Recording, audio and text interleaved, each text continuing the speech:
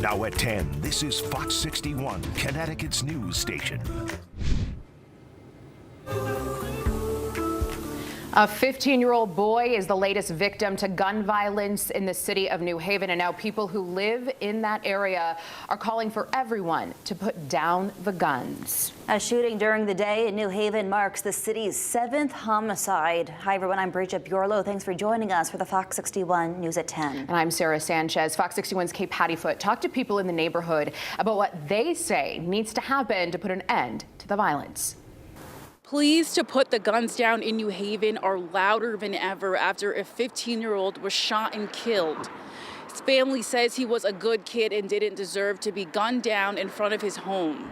I'm just tired. I'm sick and tired of being sick and tired of this senseless act of violence. New Haven police have not named the victim. However, I spoke to the boy's stepmom, and she says his name is Aaron. First and foremost, we want everyone to know our son wasn't a violent kid at all. Aaron's 15 years old, 15-year-old happy kid. Samantha Stanley said he was chased and killed Tuesday afternoon. They chased my son down and killed him in front of his home. My wife was home. She was in the window, and she screamed out the window, "Hey," when she heard the gunshots. "I'm going to call the police." Aaron said, "I'm going to go in the house," or something like that. She said she heard 2 more gunshots, and that was it. She was afraid to come out the house because, you know, the shooter, she said, was pointing the gun at our home, was trying to shoot at her, and Aaron's trying to protect her. It's like, "Go in the house, Mom," or whatever. And that was her last memory. City officials say young people have to put the guns down. It's just awful. I think people have to understand that when they take someone's life, they're not only taking that young man's life, but they're also destroying the life of his family and, frankly, destroying the shooter's life, too, because we will track this person down and hold them accountable. He was just coming out of this store, just going home, and you never even made it home. So how do you feel? What is your emotions? There's I'm just total disconnect. And to hear a mother cry, it's a different type of hurt. The shooting occurred on Greenwood Street, which is New Haven Alder Angel Hubbard's district. When it was confirmed, and then when it was also confirmed that it was a child, I did come here, but I went to the hospital to be with the family. According to police, the victim was shot several times, and this was targeted. We've already have some leads in the case, and the police are working very, very hard to identify who is responsible for this. People in this neighborhood say the violence is too much. It's just terrible. I just pray that it get better for everyone out here. This is sad. A lot of the organizations will be out here to support the family, but not just the family, the community as a whole. Neighbors who I spoke with who did not want to go on camera say more programs have to be created for the youth so they have alternatives to the violence. In New Haven, Kate Pattyfoot, Fox 61. We're finally hearing from the man who says he was held captive in a Waterbury home by his stepmother for more than 20 years. He released a statement to update the public on his recovery and to thank those who have helped him. Fox 61's Angela Bavaro has more from Waterbury. The man goes by S in his statement to protect his identity. He says choosing a new name is the first of many choices he will make for himself now. He says he's speaking out to begin the process of reclaiming his life and to have a say in how his story is told.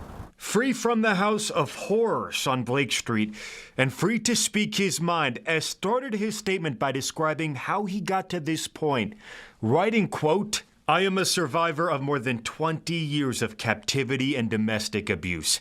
I was held prisoner in my home from the time I was taken out of the 4th grade at age 11 until 2 months ago at age 31 when I purposely set the fire that helped set me free."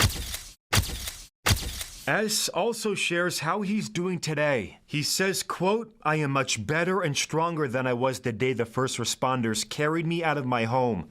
I am beyond grateful for the care I have received since then. To all the healthcare professionals who have helped and nurtured me, thank you. In addition to all your care, I appreciated the chance to have my first ever birthday party to celebrate turning 32. I am grateful to the conservator and my attorney who will help guide me through the legal process ahead." S also thanked Safe Haven of Greater Waterbury, the organization that set up a GoFundMe that's raised hundreds of thousands of dollars to support S. This can go for the bills. It could go for starting over, finding a place to live. We spoke with Safe Haven Executive Director Amanda Nardozzi last week. His whole team has asked that we continue to share it through the media because his bills are starting to pile up. Looking ahead, S says, quote, "Much has already been said that tells part of the story of the abuse I endured.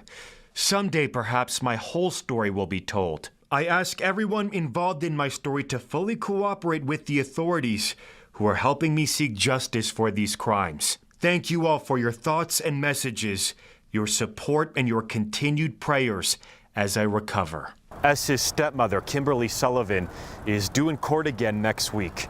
Reporting in Waterbury, I'm Angelo Bavaro, Fox 61. All right, Angelo, thank you. We reached out to the attorney who represents S's stepmother, Kimberly Sullivan, for comment on her stepson's statement, but have not yet heard back. If you would like to read up on more of these stories, just scan the QR code on your screen and download the Fox 61 News app. There you will find the very latest information. And welcome back, everyone. Well, we have that strong geomagnetic storm that is in effect for tonight, which means that the northern lights will be visible if you look in the north sky, and also a long exposure camera will help. Now, sky conditions aren't looking too bad. There will be some clouds in the mix over the next few hours. We're looking at partly cloudy skies for much of the state tonight, but cloud cover will increase closer to dawn. Earlier today, we had that cold front that came through with some showers and thunderstorms. It is quieter right now, some lake effect snow showers in upstate New York, and just a spotty shower for those of you in parts of Hartford County. Right now, our temperatures are holding on to the 40s and low 50s across much of the state, and it's a bit breezy out there with those gusts nearing 20 to 25 miles per hour. These breezy conditions will continue into Wednesday as our winds will become increasingly strong. Coming up, I'll take a closer look at the forecast for the remainder of the week. Back to you guys. Thank you, Deshaun. We're following the trial of Jose Morales now in day 7. Morales is accused of murdering his girlfriend, Christine Holloway, and tampering with evidence. Fox 61's Emma Wolfhorst has been covering this from the start, and she has the latest. Tuesday, testimony with the Ansonia detective from Monday resumed, and the state presented video of the moment Jose Morales and his family learned Christine Holloway was dead. We know where Christine is. You know where Christine is? Yes. Oh, you guys found her? Yes. What happened to the baby? Christine's dead.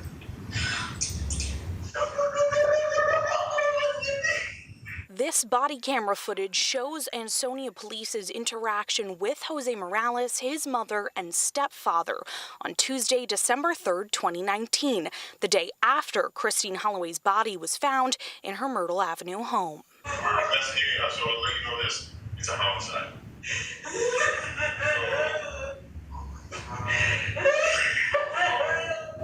are looking for all the help we can get.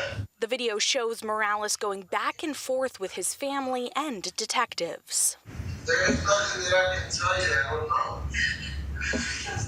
What information you want? Ansonia Detective James Froelich, who testified Monday and Tuesday, says the video shows Morales giving conflicting answers about his whereabouts the previous weekend. Okay?